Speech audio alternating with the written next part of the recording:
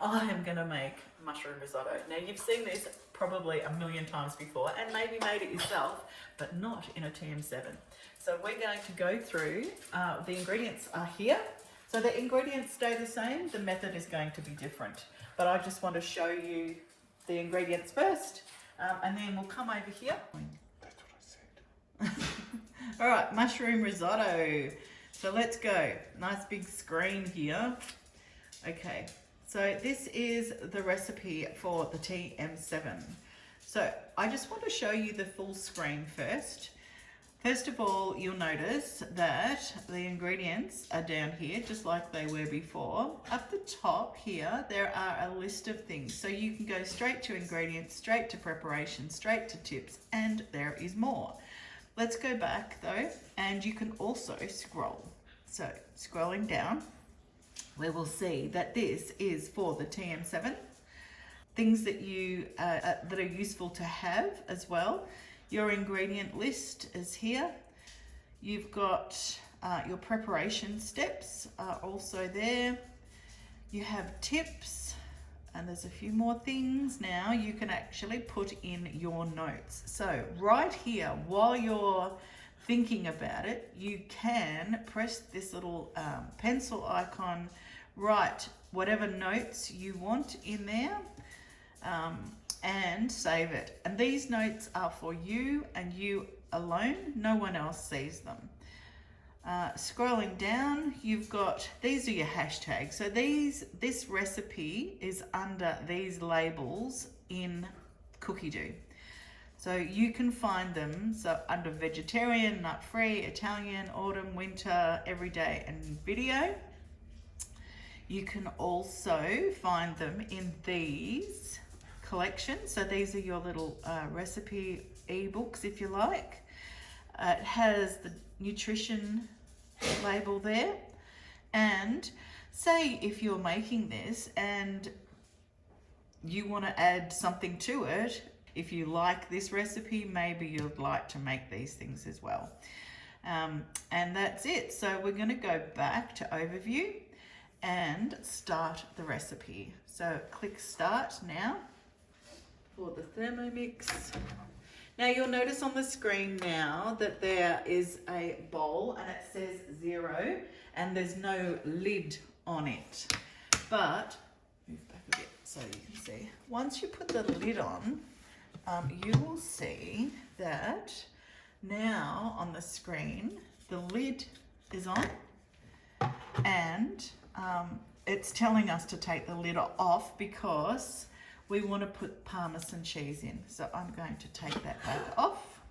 And when you take the lid off, it knows that it was the lid and it goes back to 0. So you don't have to tear. Of course, you need to check that every time just in case, but you don't have to tear it. Okay, so I'm going to put my Parmesan in. So 40 grams of Parmesan. Let's see. Oh, that's 50. So I'm just going to take out, because I want to show you what happens if you get it right. 40 grams of Parmesan. Oh, look, it actually does this and ticks it for you. You can tick it yourself. So if you decided to leave that at 50 grams, because hey, Parmesan cheese, who wouldn't? You could actually leave that at 50 grams and tick it yourself to say that that's in. All right, next step is we want to grate this for 10 seconds at speed 10.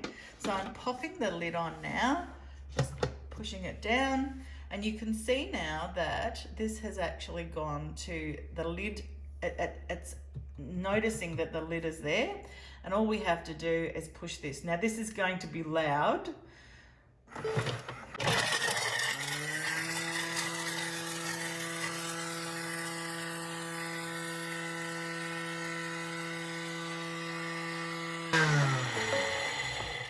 going to stop that, taking my lid off, and you'll see this happen. All right, and that's it grated inside. I'm going to now, oh, I know what I have to do. So have a look at the bowl here. It's telling you to put this into a bowl. I'm setting this aside. I'm not putting it here between my fridge and this. I'm just going to do something to show you what I do. If you go on to the next step and start caramelizing in here now, you'll find that the cheese will stick a bit. So that's why it tells you to clean it. But I don't clean it. I use, other than wash my bowl at this stage and dry it, I grab a pastry brush and I clean it out. If your bowl was dry to start off with, your parmesan will come out at this stage if you brush it out. So pastry brush is handy to have. And I think that's much easier than having to clean out the whole bowl. All right, let's go next.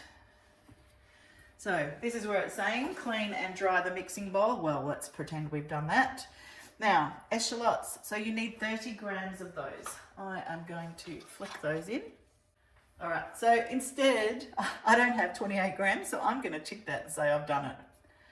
So next, now we want to chop these, pop the lid back on. And you'll see that that's gone on, and start. See how quickly it locks now. Before, instead of having those arms that take ages, and that's finished, it's unlocked already, and I can take the lid off. Pretty cool. Okay, so next.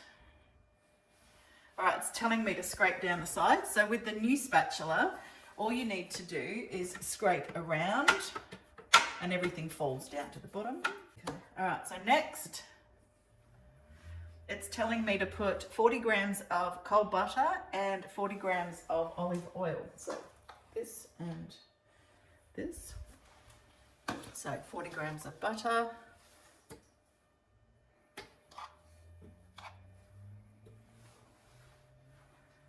There we go. So that's marking that off for us because we're really close to 40 grams. And then I'm going to now, it tears for you because it knows it got there. And we are going to go to our olive oil.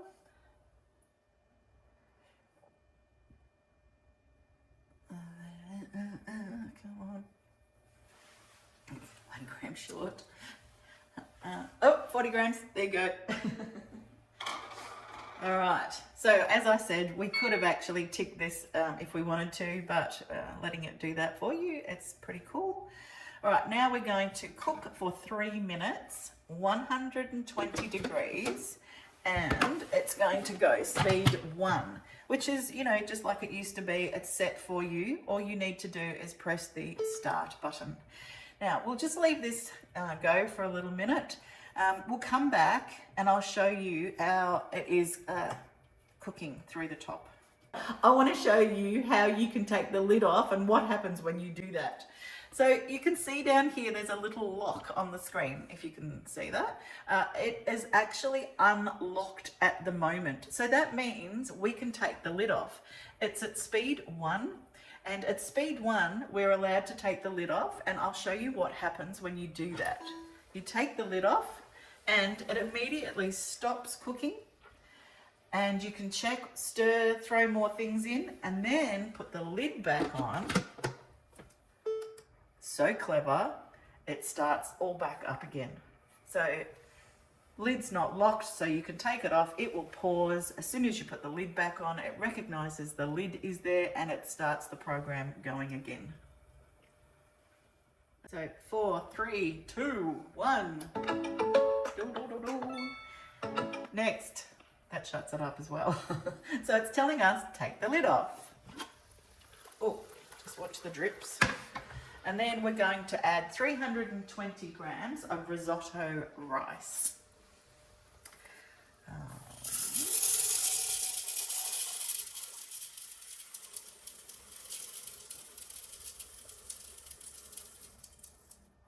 Look at that, too clever. Too clever. All right, next. We're going to saute this for 3 minutes, and it's, look, 160 degrees, and it's telling us that it's going to do a gentle saute at 160. we're going to press start now and let it go.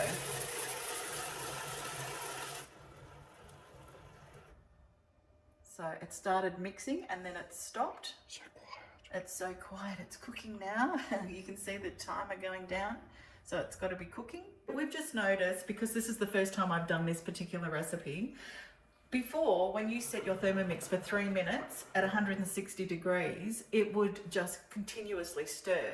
But this particular recipe, if you scroll down to here, it's 3 minutes, 160 on gentle saute. This is actually cooking, but every so often it is stirring for you. So you don't have to worry about stirring.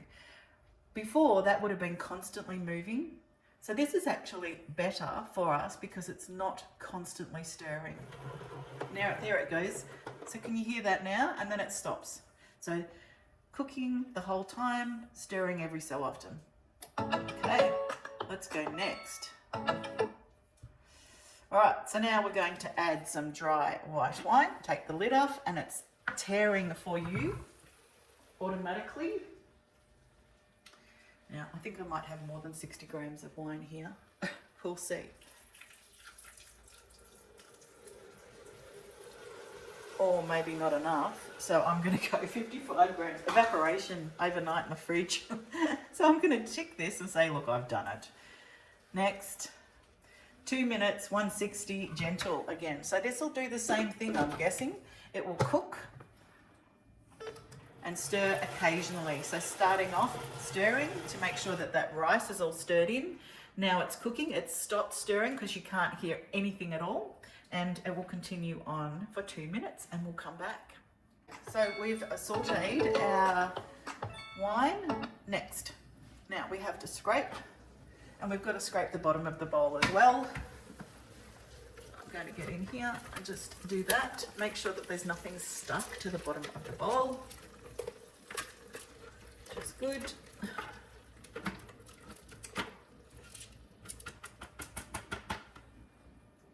Alright, and then we are going to, next, we're going to put vegetable stock paste. Now, I don't have any vegetable stock paste.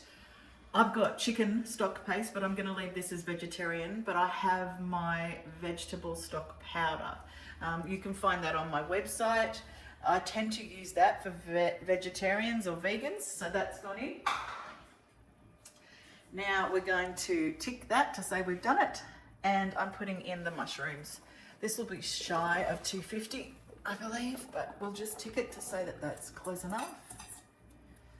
Just going to show this. Have a look at the bottom of this bowl. You'll see the liquid is the green and it's going up to that line. So that's another way to keep an eye on where you're up to. What did it say? 720. Whoop, a little bit more. Done that up. All good. Okay. So next it says to scrape again. So you're just loosening the rice off the bottom of the bowl so it doesn't stick. That's good.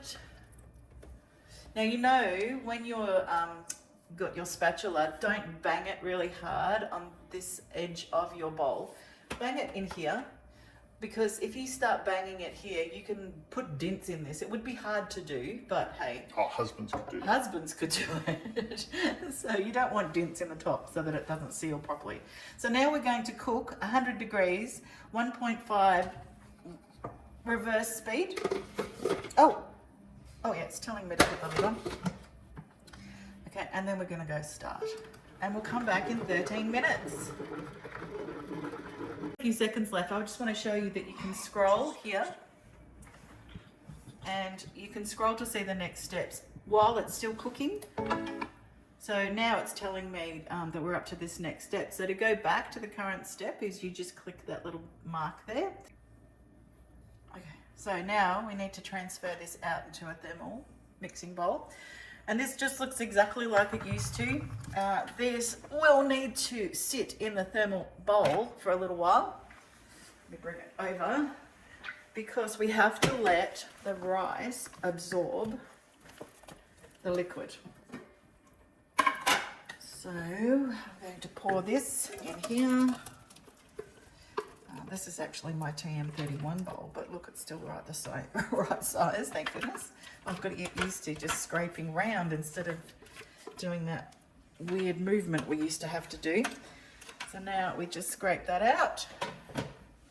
And I'm going to put a little bit of Parmesan on here now.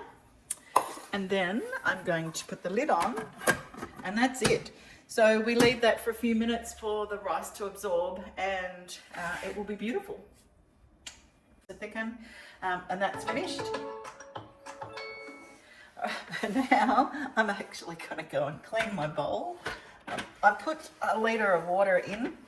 Sorry, this is awkward for me to reach where I've got this set up with the camera.